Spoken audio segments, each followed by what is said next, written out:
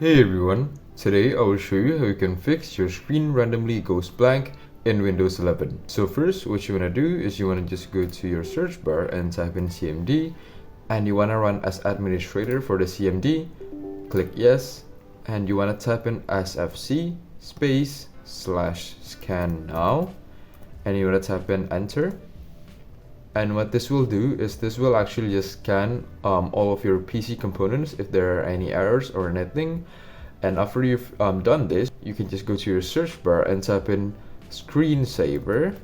And once you're here, you want to make sure that the screensaver is none and don't change it to blank, or this is might cause the problem that you have. You want to change it to none and click apply and OK. Once that's finished, you want to go to your search bar again and go to control panel. Now you want to go to power options, go to change plan settings, and you want to make sure that the turn off of the display is changed to never, and you want to change this one to never also, and you'll click save changes.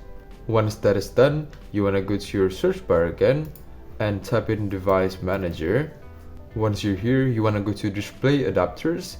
You want to click on this arrow box right here, and you want to make sure that your graphics card or whatever you're using for your display has the latest driver update.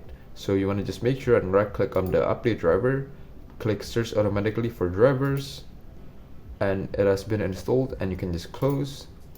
Now as you can see, it has no problems, and now your problem should be fixed. If you guys have any questions, you can just leave down in the comments below and I'll try to answer all of it. Be sure to subscribe, and thanks for watching.